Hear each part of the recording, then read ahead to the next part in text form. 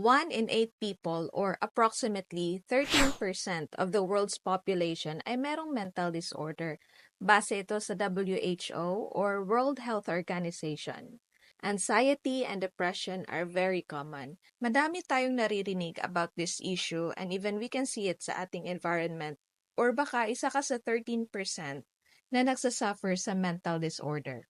People may think na OA lang yan or baka mahina lang ang loob ng isang taong merong mental disorder. Madaming mga tao ang hindi naiintindihan ang ganitong klase ng issue or ang ganitong klase ng kondisyon. That's why me and Doc A are taking this issue seriously, especially sa kapwa natin mga Pilipino who are suffering from this. Right now, I am with Dr. Alvin, or also known as Doc A. Doc A is a family medicine and occupational medicine specialist, and I'm very excited sa mga pag-uusapan namin ngayon about this topic.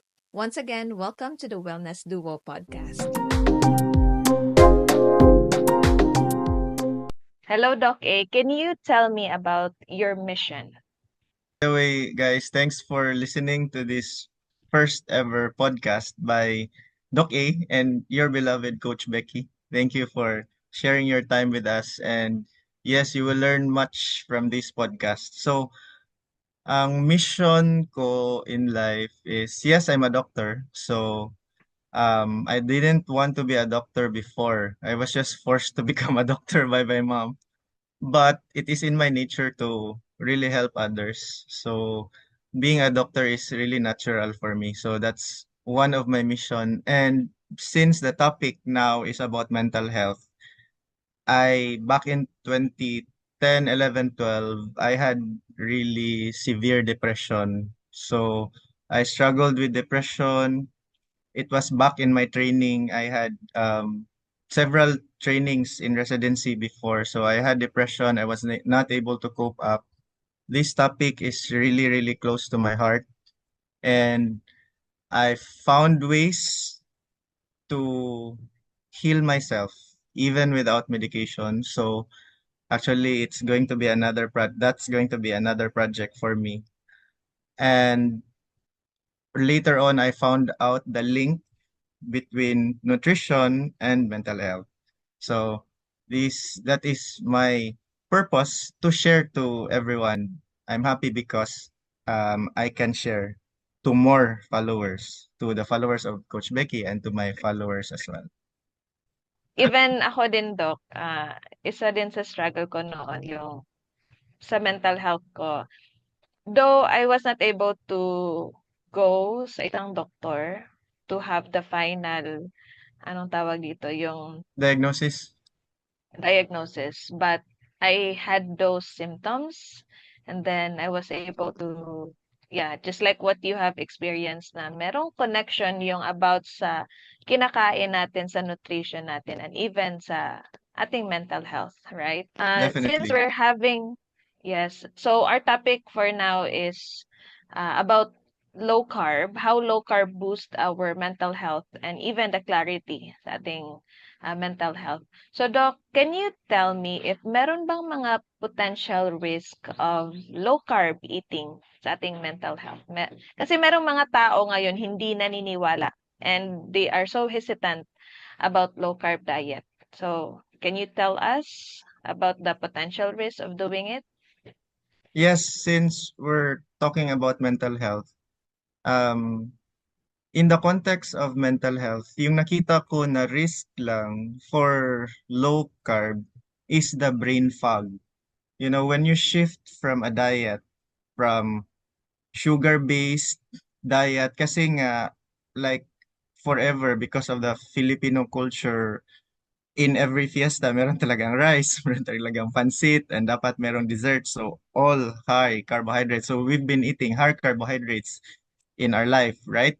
So, Mm. by this time, if you want to shift to a low carb diet, so kasi yung sugar ang ginagamit ng katawan natin, including our brain. Okay? So, yung carbohydrates, nagiging sugar siya in the blood and the brain cells use the sugar for its energy.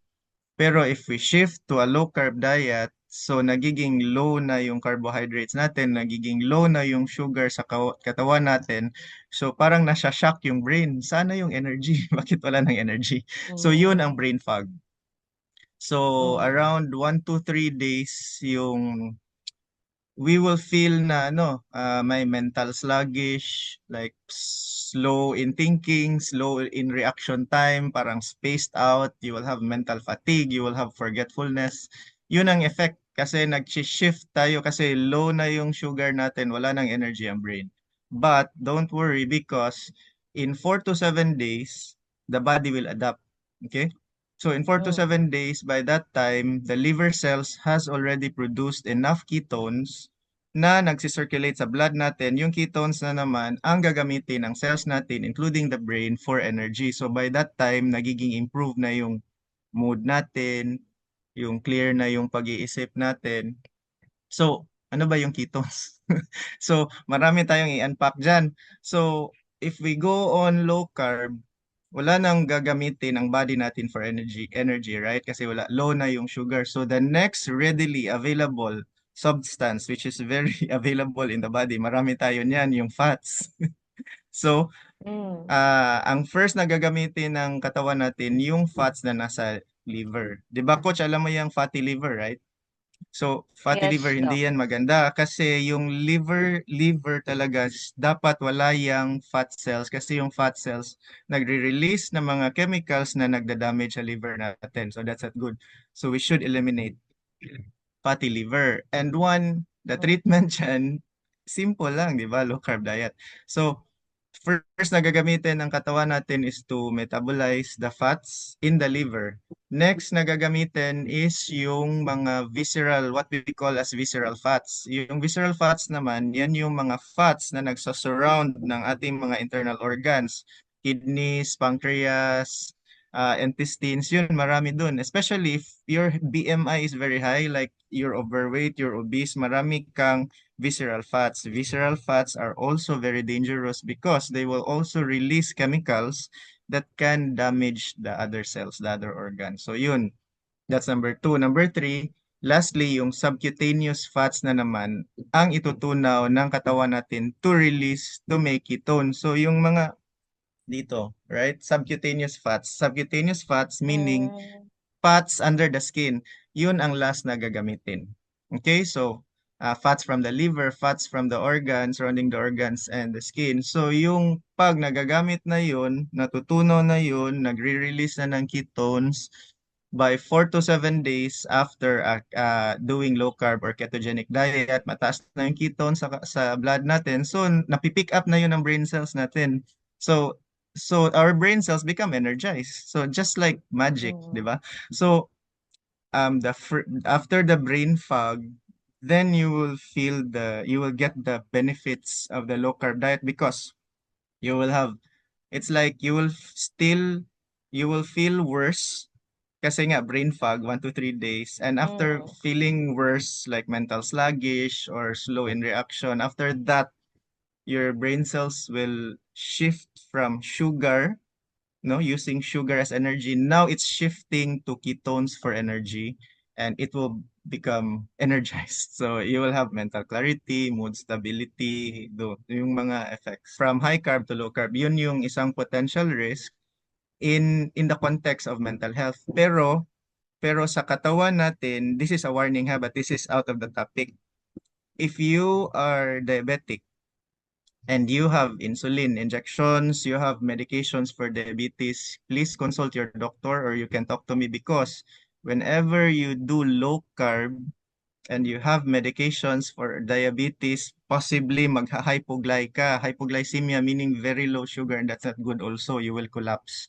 So sometimes I tell the patient I will uh, make the dose into half, one half na lang before he or she will start low carb diet para hindi magiging very low yung sugar level niya. But that's a totally different topic.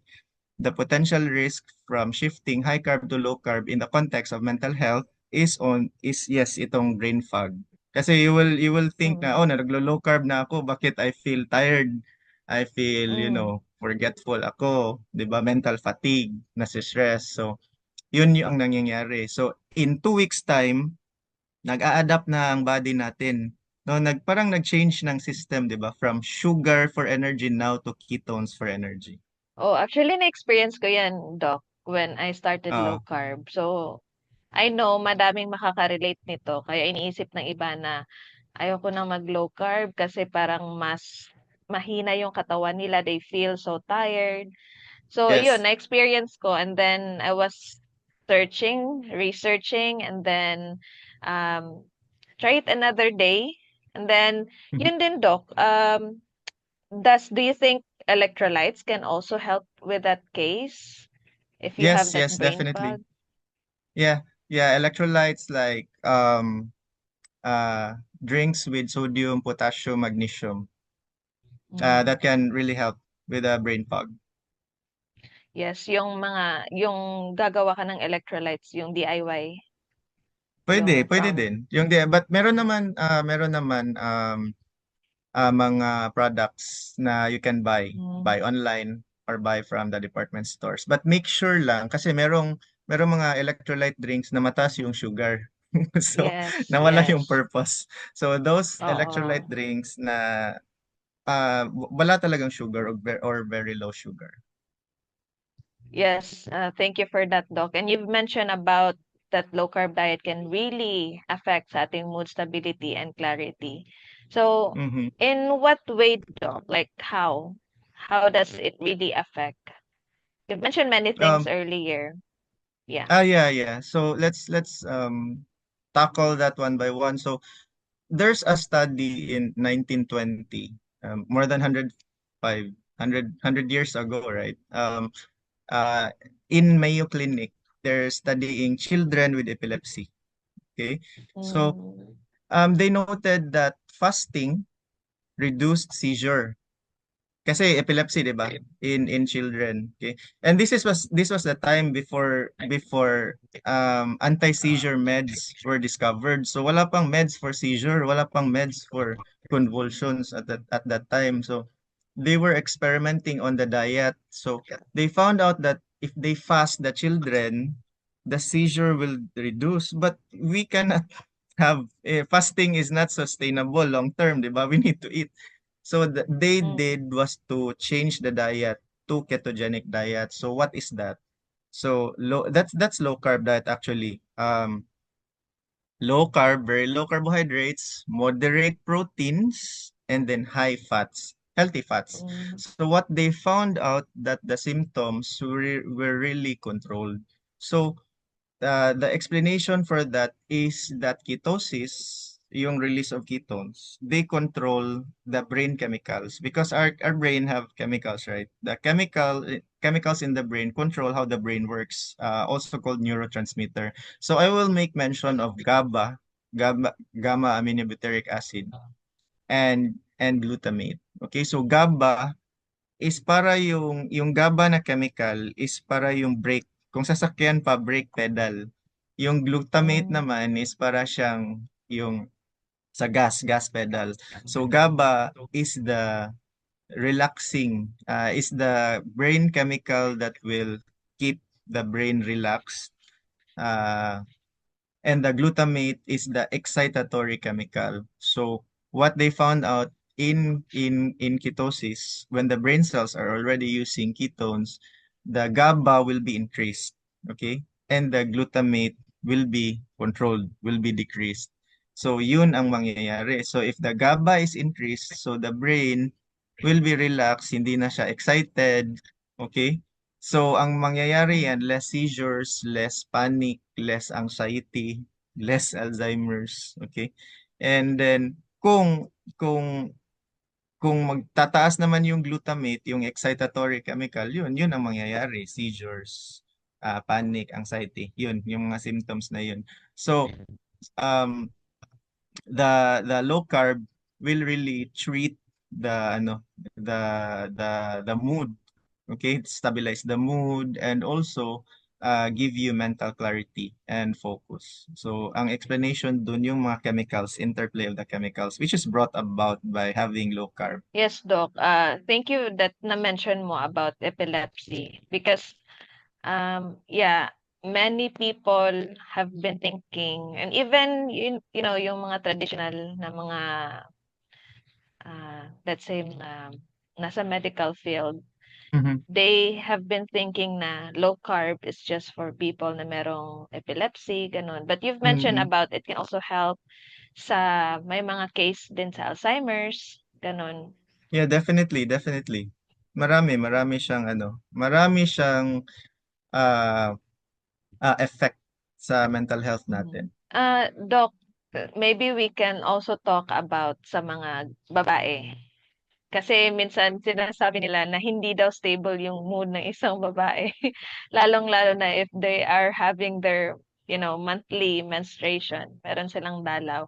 Do you think Aha. this kind of lifestyle, this way of eating can also help? Yeah, this works hindi lang sa babae and also it works for everyone kasi nga we have the same brain structure, we have the same Mm, chemicals.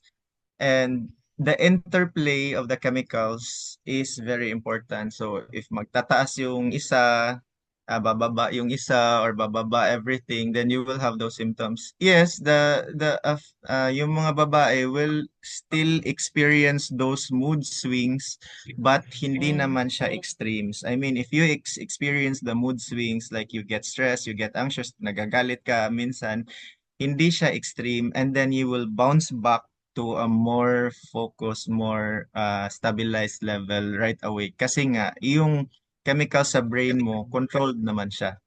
Hindi naman siya mm. very increased or very decreased. You've mentioned sa experience mo before you also had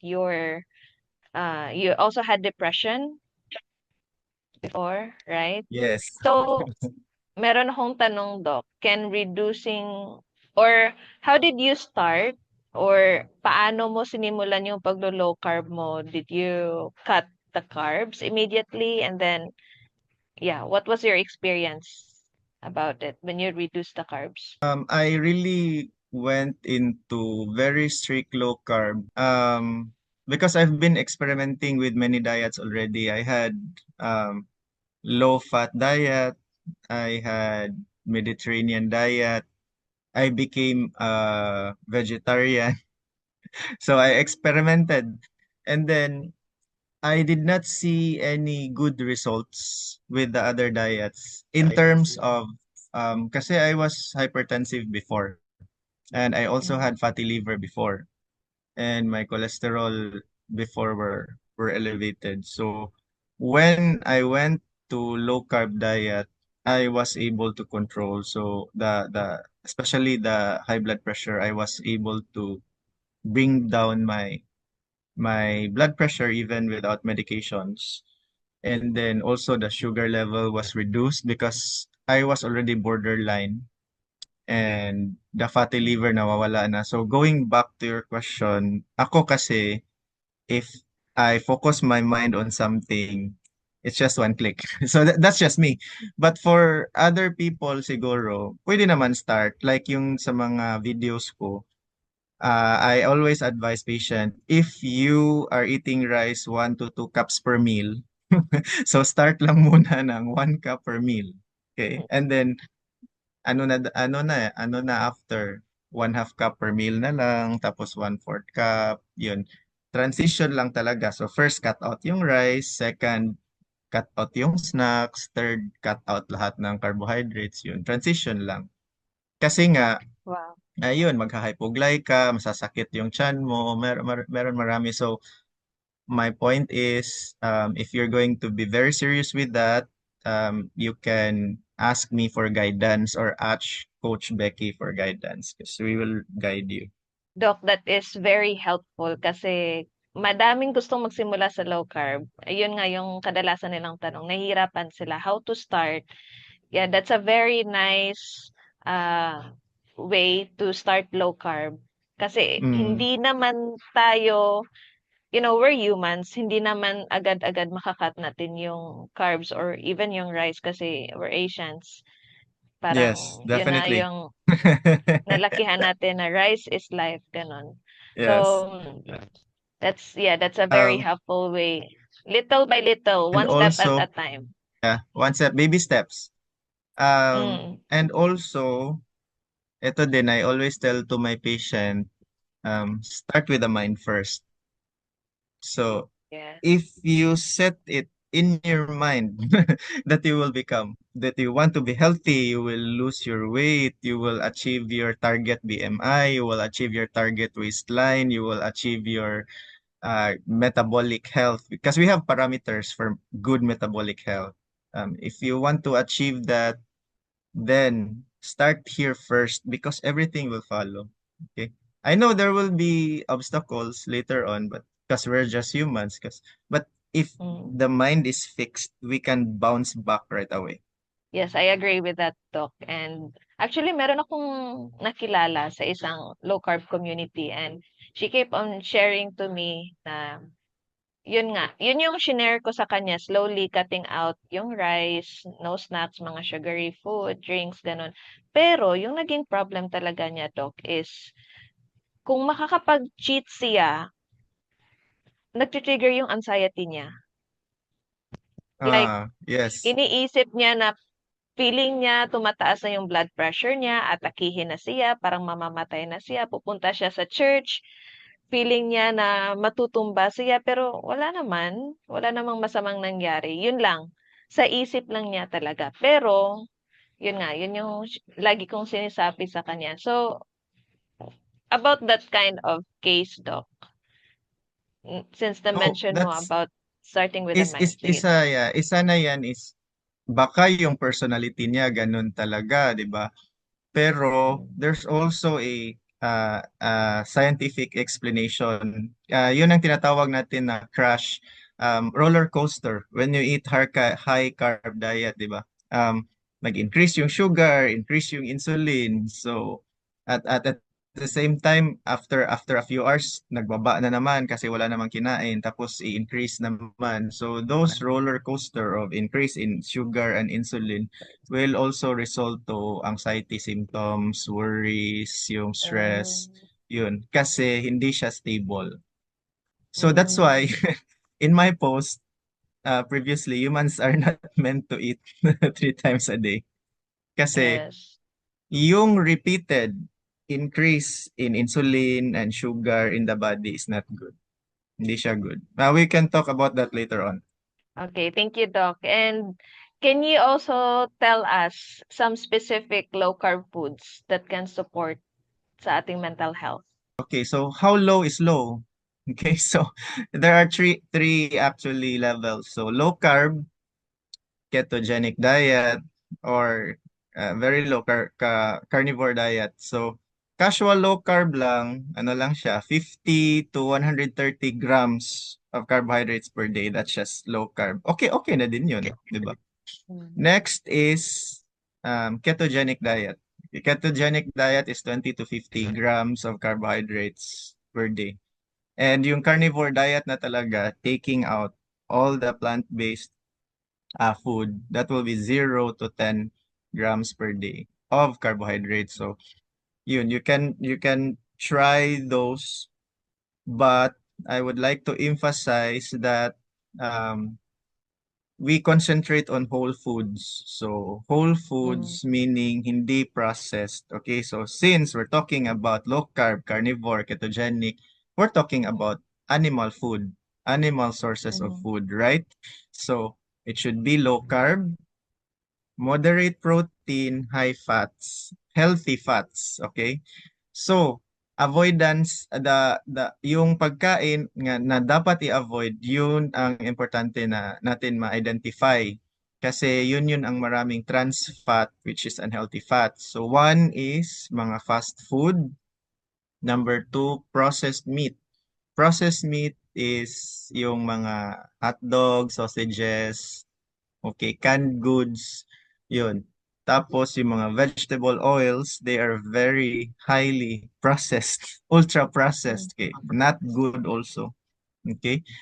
And and also when you want to eat vegetables, you should eat those veggies that are um low carb. So choose the veggies that are low carb, and also those there are many fruits, also majority of the fruits are high carb. So I tell this to my diabetic patients, if your sugar is not yet controlled, no fruits talaga. So, Mm. yun lang yun. Can you tell us, Doc, if what kind of low carb you're currently doing? What I'm using now is are two diet strategies, which are very effective. Low carb plus intermittent fasting. So that's what I call LCIF. So um, I usually eat around 1 or 2 p.m. Yan ang breakfast ko. Kasi my Mm. last meal the other day is around 5 p.m. or 6 p.m. So I usually go 18 hours or 20 hours fasting. So depende lang yun, okay? So I usually bring three boiled eggs Mm. and then I buy in the cafeteria yung mga pork, sometimes chicken. If I see siomai, yung steam, kasi Mm. those are healthy. I always avoid yung fried foods. Kung wala talagang choice, kasi 'di ba in the if you're working and in the cafeteria hindi naman ikaw magagawa ng menu. Kung wala talagang choice, yung pagkain na yung saute, yung yung saute kind of cooking, yung maliit lang yung oil na Mm. ginagamit. So yun ang Mm. pipiliin ko. And then I only eat twice. So after 1 or 2 p.m., the next meal would be around 5 na, 5 to 6 p.m. Mm. Yun, so sometimes I eat um lechon manok. 'Di ba kasi grilled siya, lechon siya. Or Mm. sometimes I eat liempo. Okay? So I Mm. make sure na kasi yung liempo ano din siya, parang lechon din. So hindi nakalutang Mm. sa mantika. So I make sure I have good source of protein and then good source of ano of healthy of fats. And then some obviously I eat vegetables, yung green leafy vegetables kasi cabbage, lettuce kasi they are low carb. So Mm. yun ang that's my day. And Mm. and I Okay. must say na yung intermittent fasting hindi siya nakaka-affect sa schedule kasi I go on clinic 9 a.m. So parang sunod-sunod na yung patients and then I transfer to another hospital, sunod-sunod na yung patient. So if I take time to eat, go to a mall or go to a cafeteria, it will disturb my schedule. So now I'm okay with intermittent fasting. Sometimes nag-uoma din ako. Ah. Wow, very inspiring kasi sa busy schedule mo, you're still yung disiplina pa din sa sarili sa mga kinakain Yeah, mo. kasi busy ako, sometimes I forget to eat. Yun. Kaya pala. But during the time that I eat though, I make sure na nakukuha ko yung total caloric requirement ko for the day. Kasi Hmm. mamamatay naman tayo kung yung caloric requirement mo hindi mo nakukuha, di ba? Hmm. Especially now Oh. that my weight is going down. I'm now 65. So I want to bulk up. So I'm sometimes eating complex carbohydrates to increase my weight. Mm. Doc, that's a very nice thing that you opened about caloric requirement. Kasi madaming mga tao are very against to calories when they are doing low carb. I don't know if you have noticed this sa low carb community, but I've met or I've seen a lot of people sa mga posts nila that they say Mm-hmm. that, you don't have to count your calories while you are doing low carb. What can you say about that one, Doc? Because for me, ngayon buntis ako, I'm not literally like checking the calories na tinitimbang ko talaga, but at least I know yung mga kinakain ko is not too low calories for me. So, yeah, Ka- again, Color yeah. 50 grams of carbohydrates for you is okay. So you can still go low carb even if you're pregnant, but maintain lang sa 50 grams. Regarding calories, we can get calories from all sources, from the macronutrients. So Yes. we can get calories from proteins, we can get calories from fats, we can get calories from carbohydrates. So um Yes, you don't need to count your calories kasi hindi ka naman magdadala ng weighing scale sa pagkain mo, 'di ba? Every time you eat. Mm. So, the easier part to determine if you are having your caloric requirement for the day, kasi nga, we need calories talaga para mabubuhay tayo for energy, di ba, sa body natin. One way to see that you are eating enough calories for the day is yung BMI mo, yung weight mo. So that's why I really emphasize na kung if your BMI, if your weight is within the normal range of BMI, then you're eating okay, eating the required calories for you for that day. So yan ang isang parameter. Kasi mahirap naman mag-calorie counting tayo, di ba? But if we're going to be very strict, yes, we can do calorie counting. But for everyone who is very busy, like both of us, we can just check our weight. So yung BMI is body mass index for those of you who don't know yet. So body mass index is to check if your weight is normal for your height. Hindi naman pwede na mataas ka tapos mataba din. So hindi rin pwede na you're very short tapos mataba ka. So hindi yan pwede. So the BMI is a computation which will check if your weight is okay for your height. And that is not all. It is also a parameter of good metabolic health.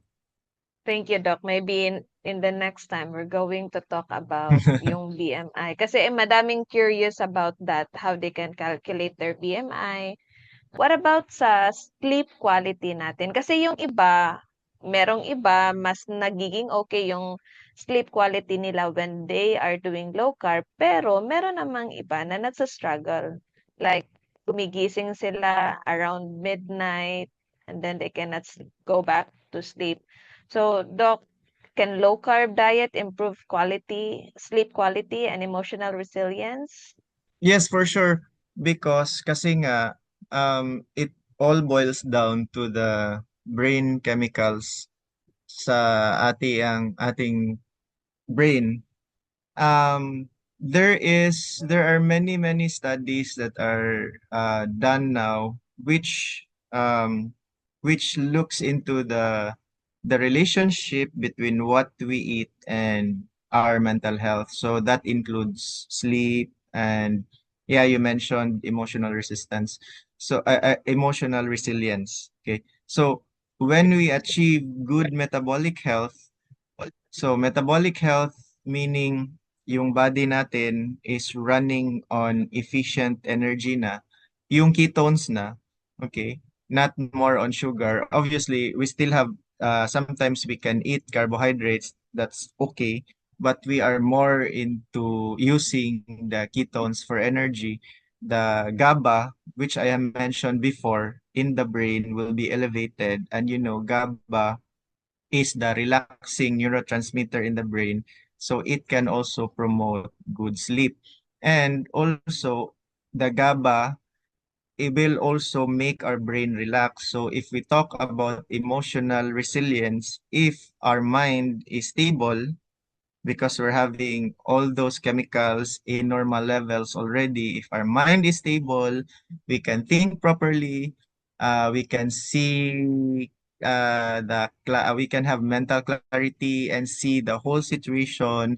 Our decision making will be based on objective things rather than subjective. Kasi that's the problem. When we are stressed, when we are anxious, nagpapadala tayo sa emotions, hindi na natin matithink kung ano talaga ang nangyari. We will really decide based on our feelings. So if our mind is stable, then we can prioritize on the decisions that is really right for us. So then Mm. that will result to also good mental health, and then your emotions also will be stabilized because you know that your decisions are okay.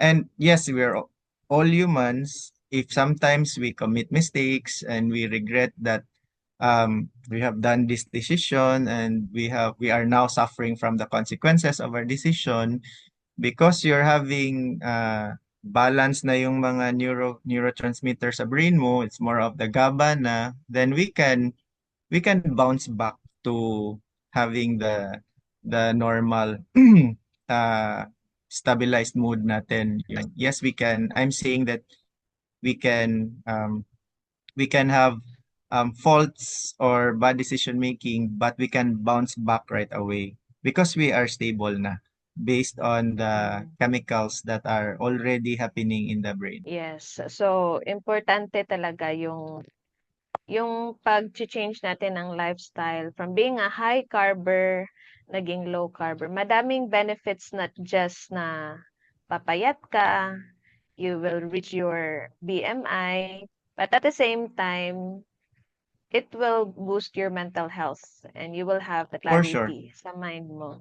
uh, ano maging stable yung mood. So if your mood is stable, you have, you know, open your mind, mas focus ka, yun ang benefits talaga niya. Tapos anxiety symptoms and the depression symptoms will be decreased.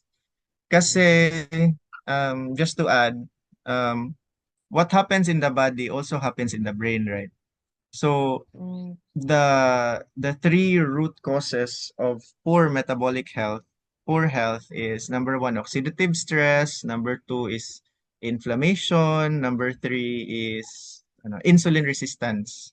Okay, so those are really medical terms. So to unpack them one by one, baka magno-nosebleed ka, Coach Becky.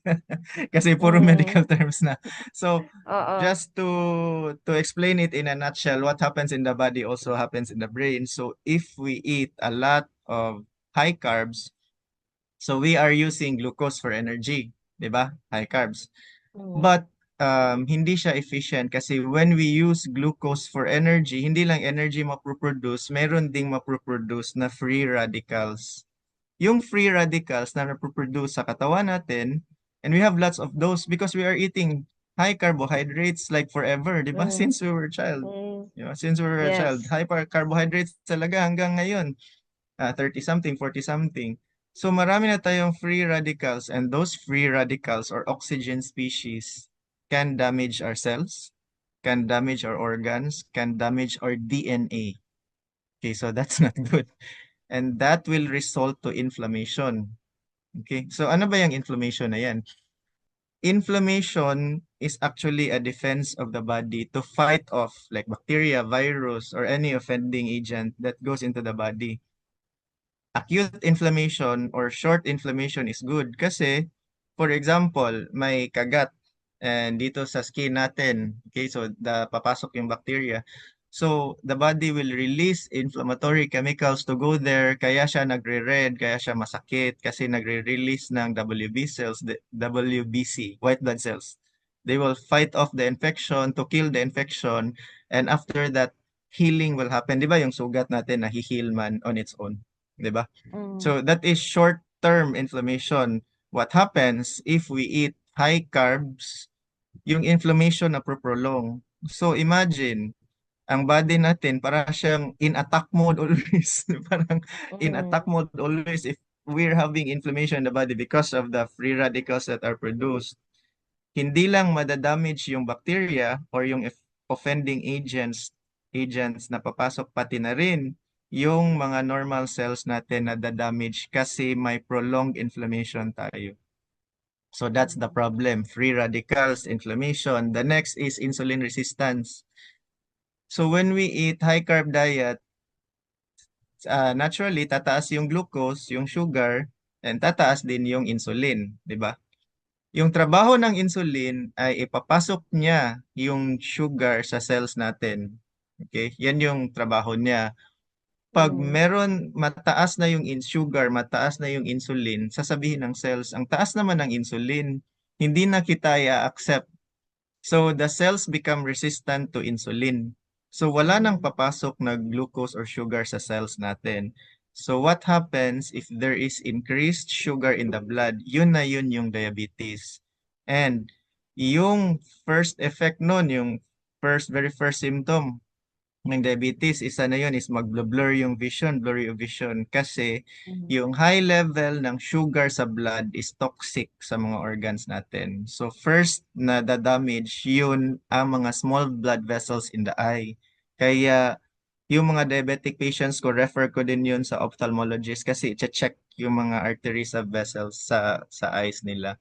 So yun insulin resistance, free radicals, tsaka yung um, inflammation, yun ang markers ng poor metabolic health. And what happens in the body also happens in the brain.